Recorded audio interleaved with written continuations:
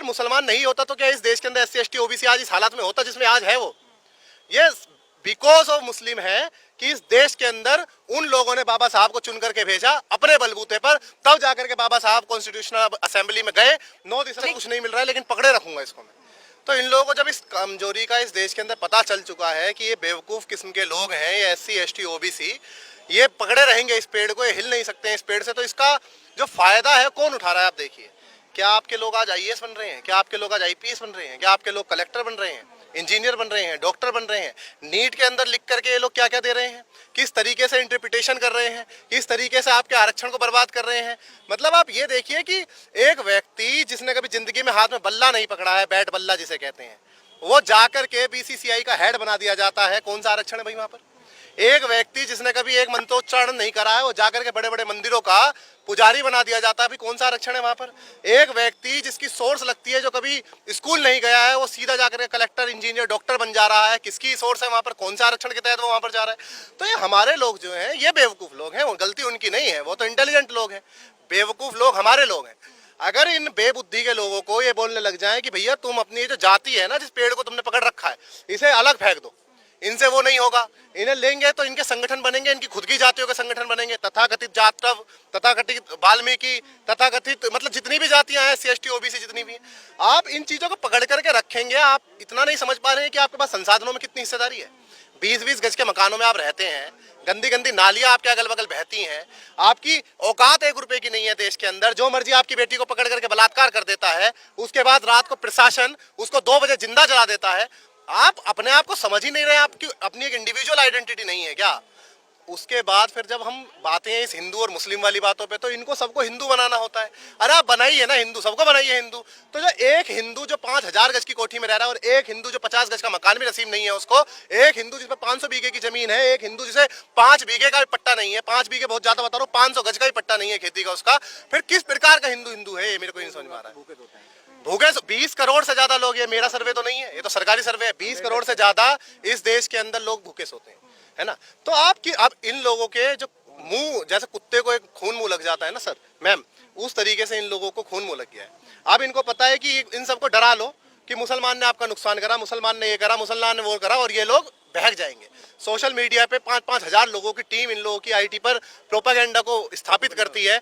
उसके बाद आप ये देखिए कि अगर मुसलमान नहीं होता तो क्या इस देश के अंदर एससी एसटी ओबीसी आज इस हालत में होता जिसमें आज है वो? ये बिकॉज ऑफ मुस्लिम है कि इस देश के अंदर उन लोगों ने बाबा साहब को चुन करके भेजा अपने बलबूते पर, तब जाकर के बाबा साहब कॉन्स्टिट्यूशनल असेंबली में गए। 9 दिसंबर 1946 को पहली मीटिंग हुई। उसके बाद लगातार बाबा साहब ने रात दिन एक करके 7 लोगों की जो टीम ड्राफ्टिंग कमेटी की बनाई थी, उसमें से 6 लोगों, कोई बीमार हो गया, किसी ने छोड़ दिया, किसी ने कुछ कर दिया, इस प्रकार से था ना, इस तरीके से। ये तो ऐतिहासिक बातें हैं ना, ऑन रिकॉर्ड है ना सब कुछ, मैं तो गलत नहीं बोल रहा हूँ इसमें। बाबा साहब ने रात दिन मेहनत करके, जो हमारे महापुरुष थे, गौतम बुद्ध, कबीर जी, रविदास जी, ज्योतिबा फूले जी, माता सावित्रीबाई फूले जी, माँ फातिमा शेख जी, हमारे छत्रपति शाहू जी, हर एक व्यक्ति को भारत के संविधान के आर्टिकल के रूप में स्थापित कर दिया, और वो हमेशा स्थापित रहेंगे। दुनिया की कोई ताकत नहीं है कि उसको हटा सके, लेकिन हमारे लोगों में इतनी बुद्धि नहीं है कि हम इस संविधान को बचाए रखें। इतना भी नहीं कर सकते हैं कि हम लोग, और क्यों? क्योंकि इन लोगों का जो जाति रूपी पेड़ इन लोगों ने पकड़ रखा है ना, वो इनसे छूट नहीं रहा है मैम, समझ रहे हैं? और जब तक वो पेड़ नहीं छूटेगा तब तक हमारे लोगों का इसी प्रकार से इस्तेमाल होता रहेगा। एक मस्जिद वो जानबूझ करके खुद ही बनवाएंगे, खुद ही अपने लोगों से तुड़वाएंगे, और आपको प्रोपेगेंडा के अंदर फंसाएंगे कि भाई फलाना जाति का फलाना ये व्यक्ति वहां मारा गया है, उसको मुसलमान ने मारा है, इसको दलित ने मारा है, उसको ओबीसी ने मारा है। आप एक बात बताइए, जब हमारे समाज के लोग आते हैं सत्ता में, चाहे वो एससी हो, चाहे एसटी हो, चाहे ओबीसी हो, क्या वो अपने लोगों के लिए नहीं करते हैं? जब मुस्लिम आते हैं सत्ता में, क्या अपने लोगों के लिए नहीं करते हैं? बिल्कुल करते हैं मैम। एक आपसी भाईचारा है। साहब कहा करते थे ना कि बहुजन समाज के 4 कप्तान, दलित, पिछड़ा, आदिवासी और मुसलमान, बोलते थे ना इस बात को। तो ये कब समझेगा ये समाज? अरे 85% हम कहते रहते, लेकिन है कहाँ? बैठने को तैयार हैं क्या आप लोग? आप बताइए। आपका गुस्सा कहीं ना कहीं उन लोगों से कम है जो मेरा उनसे गुस्सा आपका गुस्सा, और ये शायद आपके नाम के पीछे लगने वाले अम्बेडकर की वजह से है। देखिए, मैंने मेरी जाति तथाकथित जाति जाटव समाज, मैं इसे उसमें कहूँ, मेरे सर्टिफिकेट में जाटव ब्रैकेट में चमार, चमारों ने अम्बेडकर को अपनी पपोती समझ लिया। चमार ये बोलते हैं हर जगह कि ये जो इस देश के अंदर अंबेडकर स्टैब्लिश हुए हैं ना, वो हमारी वजह से हुए हैं। बहुत क्षमा, मैं सबको नहीं कह रहा हूँ, लेकिन तथाकथित चमारों का ये मानना है, उनके दिमाग के अंदर घर चुर चुर उन्हें लगता है कि आप लीड कर रहे हैं समाज के अंदर तो ये क्रांति और जागृति आ रही है। लेकिन मैम ये गलत बात है। साउथ के अंदर जो क्रांति हो रही है वो कौन कर रहा है? जो वेस्ट के अंदर क्रांति हो रही है वो कौन कर रहा है? गुजरात जैसे एरिया के अंदर लाखों लाखों लोग रात रात भर, वहां पर आरएसएस से भी खतरनाक संगठन है गुजरात के अंदर, हम नहीं जानते, हम मिले नहीं है उन लोगों से।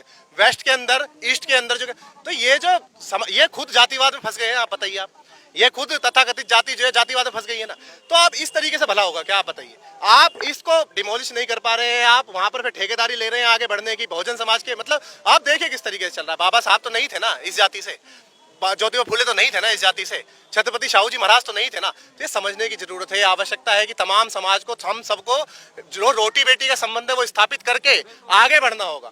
जब तक हम ये काम नहीं करेंगे सर, मैम भूल जाइए कि इस देश के अंदर कोई क्रांति आ जाएगी। ये तो एक्सेप्शनल थे साहब कांशीराम की, वो आए और पता नहीं जैसे तैसे वहाँ उत्तर प्रदेश के अंदर स्टैब्लिश कर गए हम लोगों को, हमें नहीं पता कैसे कर गए वो, लेकिन कर गए वो, है ना। अब हम लोगों से वो भी नहीं संभाला जा रहा है। आप बताइए। ये आपने सारे जो पत्ते कह लीजिए आप राजनीति के, आपने एक एक करके खोल दिए, बिल्कुल सही पत्ते हैं, लेकिन सवाल अभी भी वही का वही है कि आप बेहद जागरूक हैं युवा के तौर पे। अगर देखा जाए, आप जानते हैं कि आपके अंदर कौन सी कमियां हैं। अपने अंदर की कमियों को जानना बेहद जरूरी होता है, लेकिन आपके समाज पे लगातार आप जो हमले कर रहे हैं कि समाज सोया हुआ है अभी भी।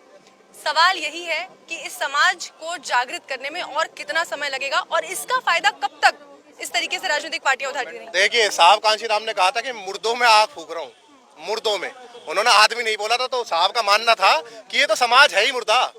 भाई एक बात बताइए, जिस समाज के अंदर इतनी बुद्धि नहीं है कि वो पास्ट में सम्राट अशोक का वंश नहीं समझ पा रहा है, जो समाज ये नहीं समझ पा रहा है कि हम लोग पूरे रूल हुआ करते थे मौर्य वंश से, हम लोग पूरे प्रॉपर एक इस देश के जो मूल निवासी थे, तो हम लोग वो हुआ करते थे और हम लोगों ने इस देश को रूल किया था, तो वो जब समझ ही नहीं पा रहा है तो आप मुर्दे ही हुए ना, मुर्दे हुए ना। अब हम जैसे जो पागल प्रकार के लोग हैं, जो कभी भी मतलब अपनी किसी, मेरा सरनेम आप जानती होंगी मैम, अंबेडकर है, क्यों है? मैं फूले लगा लूंगा अपने नाम के आगे, मैं अपनी माँ का नाम लगा लूंगा, मैं अपने गुरु का नाम लगा लूंगा, लेकिन मैं कभी अपनी जाति का नाम नहीं लगाऊंगा मैम, क्योंकि इस जाति ने ना मेरा बहुत नुकसान करा है, मेरे पूर्वजों का बहुत नुकसान करा है। मैं इस जाति को कभी नहीं मान सकता। मैं इस जाति रूपी जो समीकरण है, मैं इसको धराशायी करता हूँ। मैं अपने